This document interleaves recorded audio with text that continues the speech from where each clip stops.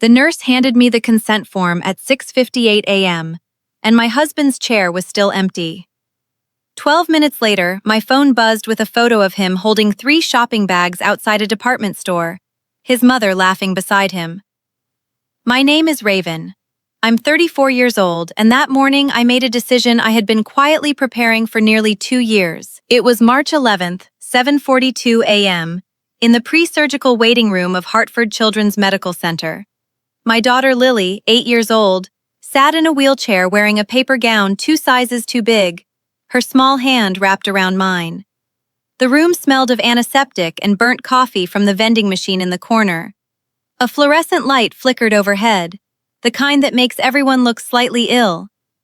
Lily's surgery, a tethered spinal cord release, scheduled for 11 weeks, was supposed to have both her parents present.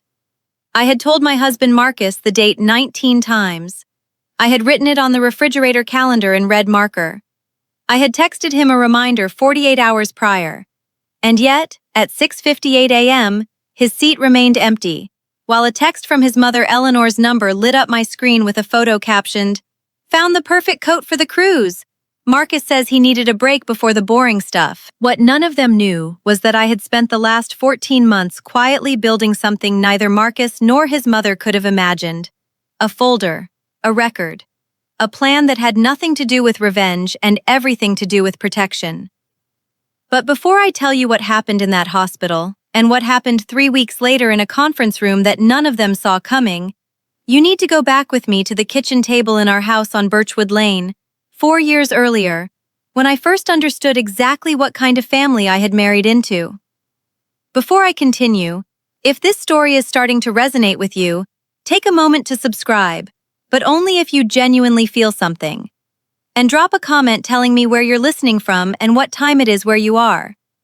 I love knowing who's on the other side of the screen. Now, let me take you back to where it all began. I met Marcus Reyes when I was 28, working as a forensic accountant for a mid-sized firm in Hartford, Connecticut. He was warm in those early years, attentive in the way that made you believe you'd found something rare. What I didn't fully grasp until later was that his mother, Eleanor, had never once relinquished her grip on him, not during our wedding, not during the birth of our daughter, not during the 11 years that followed. Eleanor called every single day at 5 p.m. sharp. If Marcus didn't answer within 3 rings, she called again. And again.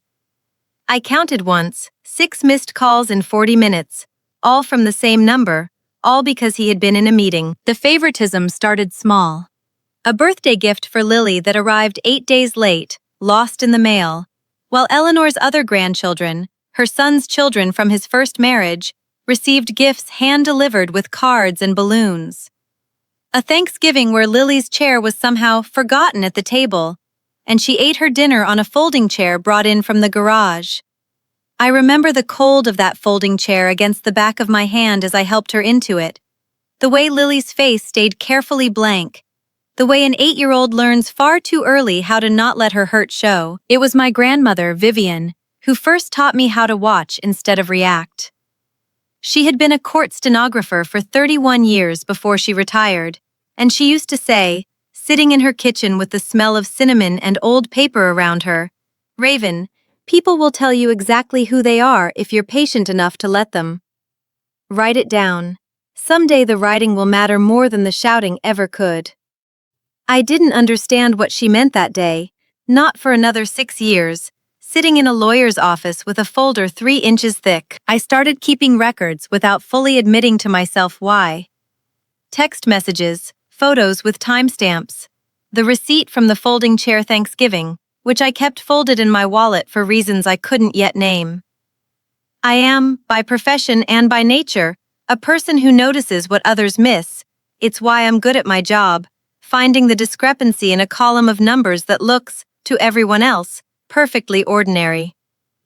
I applied that same eye to my own life, and what I found disturbed me in a way I wasn't ready to confront. Not yet. The morning of March 11th arrived with a January cold air conditioning hum in the pre-op room, even though spring had technically started. I had asked Marcus 3 times the week prior to clear his schedule completely. Of course, he'd said, not looking up from his phone. I wouldn't miss it. On March 9th, 2 days before, Eleanor called him with an emergency. A cruise package was on sale, and she needed someone to drive her 90 minutes to the outlet mall in Westbrook to buy a coat before the deal expired. Marcus left our house at 6:15 a.m. on the morning of his daughter's spinal surgery. I didn't say anything to him directly that morning. I sat beside Lily, held her hand as the anesthesiologist explained the procedure, and signed the consent form alone, in the space marked parent or guardian, my pen steady even though my chest felt like it had been packed with ice. The surgeon, a quiet man named Dr. Alan Whitfield, paused before wheeling her back and said gently, "Is Dad joining us?" I told him no. He nodded once, the kind of nod that doctors give when they've learned not to ask the next question. I counted the seconds after the door closed behind her gurney, 112 of them, before I let myself cry, alone, in a stairwell that smelled of bleach and old paint. That was the moment something in me went quiet and cold and clear. I didn't make a scene. I didn't call him screaming. I sat back down in the waiting room, opened my laptop, and began writing an email to an attorney named Patricia Hollis, whose card I had kept in my wallet for 8 months without using it. If you've ever been let down by someone who was supposed to show up for you when it mattered most, type "show up" in the comments below. I read every single one. The surgery lasted 4 hours and 17 minutes. Marcus arrived at the hospital at 1:50 p.m., 2 shopping bags still in his hands, smelling faintly of his mother's perfume, Chanel No. 5, the same scent that had hung in our house every Sunday for 11 years. "How is she?" he asked, as if his absence required no explanation. I told him she was out of surgery, stable, sleeping. I did not tell him what I had started building in the stairwell 3 hours earlier. Over the following 11 weeks, while Lily recovered, slow walks down our hallway, physical therapy twice a week, the particular sound of her crutches against our hardwood floor, I worked quietly in the evenings after she fell asleep. I met with Patricia Hollis twice, in her office on the 4th floor of a building on Pratt Street, the late afternoon light slanting gold through her blinds.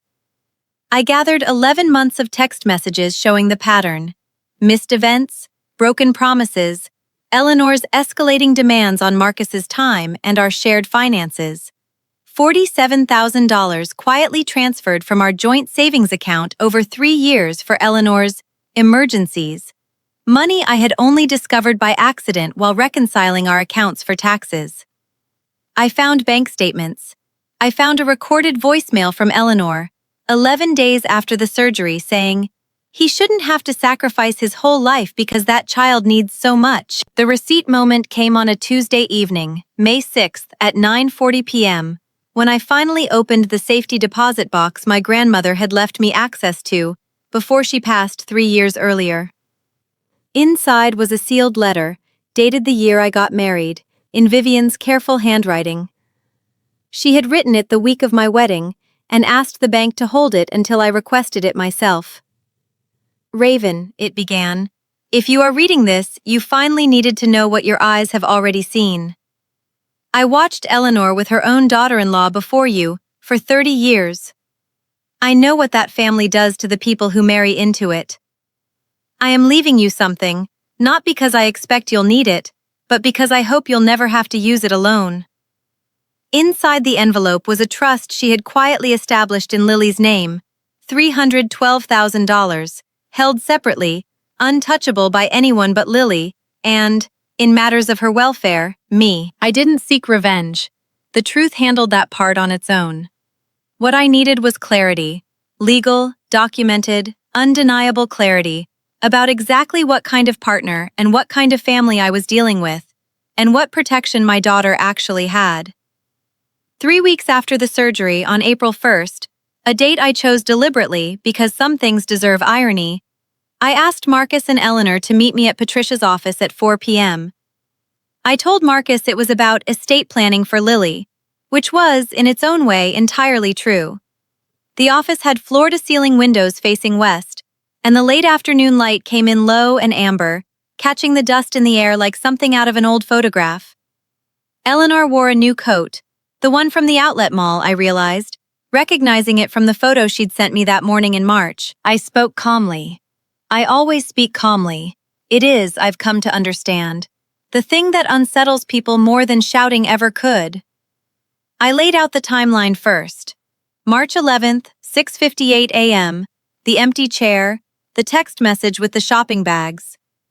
I watched the color drain slowly from Marcus's face as I read the timestamp aloud. Then I placed the bank statement on the table, the $47,000 in transfers, each one dated and itemized. Eleanor's hands started to tremble around the strap of her new handbag. "I think there's been a misunderstanding," she said, her voice thinner than I'd ever heard it. "There's no misunderstanding," I said. "There's a pattern, and patterns, once you write them down, are very hard to argue with." I placed the voicemail transcript on the table next. Her own words, 11 days after Lily's surgery, about a child who needed so much. Eleanor went very still. Marcus reached for the page and didn't pick it up. He just stared at it. I told them about my grandmother's letter then, the trust, the $312,000 that existed entirely outside either of their reach, established specifically, Vivian had written this part in her own hand, in case the family Raven marries into ever makes her doubt whether her daughter is truly protected. I heard my grandmother's voice in my own as I read it aloud, and something in my chest finally settled, the way a long-held breath finally releases. Some doors don't close, they seal. The silence in that office did more work than any accusation I could have made. Eleanor stepped back from the table as if I'd slapped her. Marcus put his face in his hands, and for the first time in 11 years of marriage, I watched him understand, not just intellectually, but somewhere deeper, exactly what his absence on March 11th had actually cost. "I'm not asking you to choose between us today," I told him, my voice even. "I'm telling you that I've already made my choice about what I will and will not accept going forward. Lily's needs are not negotiable. They are not an inconvenience to be scheduled around your mother's outlet mall trips." Patricia, sitting quietly at the end of the table, slid a separate document toward Marcus.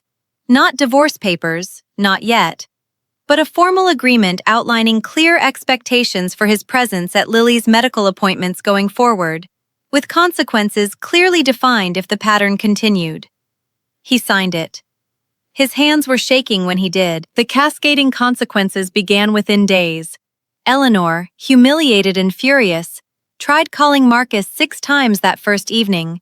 He let 4 of them go to voicemail, something he had never done in 11 years. Within 3 weeks, Marcus had quietly moved into the guest room, not as punishment from me, but as a decision he said he needed to make on his own, to actually think clearly for once in his life without his mother's voice in his ear. Eleanor's relationship with him cooled noticeably. She called less. I won't pretend the marriage repaired itself instantly, or that everything that followed was easy. It wasn't. Marcus came to me 6 weeks later, on a Sunday morning, the kitchen smelling of fresh coffee and the toast Lily liked burnt slightly at the edges. He sat across from me and said quietly, "I think I've spent my whole life letting her decide what mattered." I didn't rush to forgive him. I told him that forgiveness, if it came, would be slow, and would be measured entirely by what he did next, not by what he said. He nodded.